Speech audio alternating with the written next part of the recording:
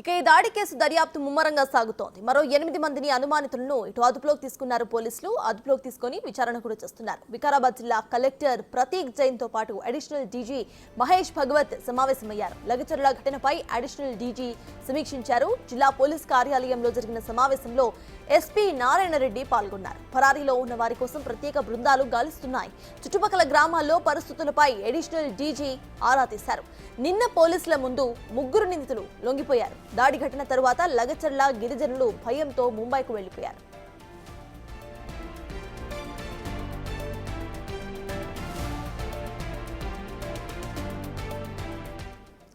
ఇక లగచర్లలో కలెక్టర్ పై దాడి చేసిన కేసు దర్యాప్తు అయితే ముమ్మరంగా సాగుతోంది. ఇదే అంశంపై పూర్తి డీటెయిల్స్ మా ప్రతినిధి సురేష్ అందిస్తారు.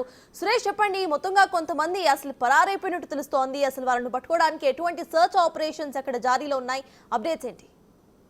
లగచర్ల ఘటన పైన పోలీసుల దర్యాప్తు ముమ్మరంగా కొనసాగుతుంది. దీనికి సంబంధించి law and order DG Mahesh Bhagwat కూడా వికారాబాద్ ఎస్పీ కార్యాలయం చేరుకొని ప్రస్తుత పరిస్థితులపైన ఆరా తీస్తున్నారు.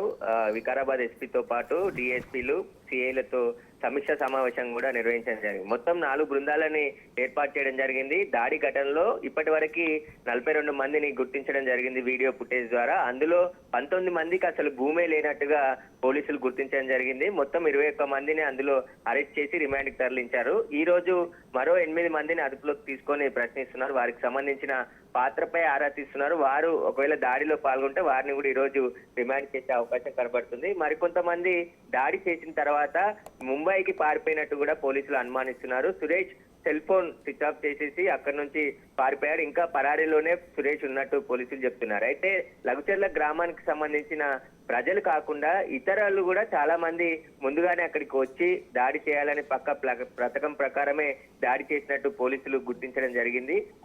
ఇప్పటికే కస్టడీ పిటిషన్ కూడా అరెస్ట్ అయిన వారిని కస్టడీ పిటిషన్ వేసి కస్టడీకి సంబంధించి కోరితే 7 రోజుల పాటు కోరడం జరిగింది. దానిపైన విచారణ సోమవారానికి వాయిదా వేశారు. కాబట్టి సోమవారం రోజు కస్టడీకి ఇస్తే వీరిని కస్టడీలోకి తీసుకొని మరింత విచారణ జరిపే అవకాశం కనబడుతుంది. ఇక పట్నం నరేందర్ రెడ్డికి సంబంధించిన సెల్ ఫోన్ కాల్ డేటాను కూడా ఇప్పటికే పరిశీలించడం జరిగింది. అనేక మందితో మాట్లాడినట్టు గుర్తించారు.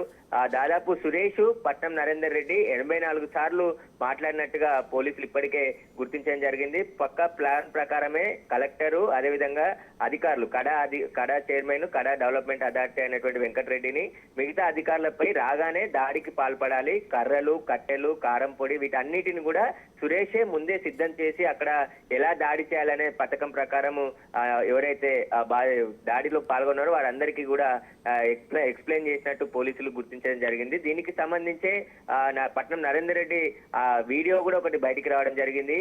గ్రామానికి ఎవరు వచ్చినా మీరు దాడి చేయండి, దాడి చేస్తే చూసుకోవడానికి బీఆర్ఎస్ అధినేత కేటీఆర్ కూడా మనకు అండగా ఉంటాడు అని చెప్పేసి కూడా ఆయన దాడికి ప్రోత్సహించే విధంగా ఒక వీడియోను కూడా ముందే మాట్లాడినట్టు పోలీసులు గుర్తించడం జరిగింది. దీని అంతటికి సంబంధించి పూర్తి దర్యాప్తు కొనసాగుతుంది. ఘటన వెనకాల ఎవరు ఉన్నా వదిలిపెట్టే ప్రసక్తే లేదు. దాడిలో సంబంధం లేనిది వారిని ఖచ్చితంగా విడిచిపెట్టేస్తామని చెప్పేసి పోలీసులు చెప్పడం జరిగింది. థాంక్యూ సురేష్.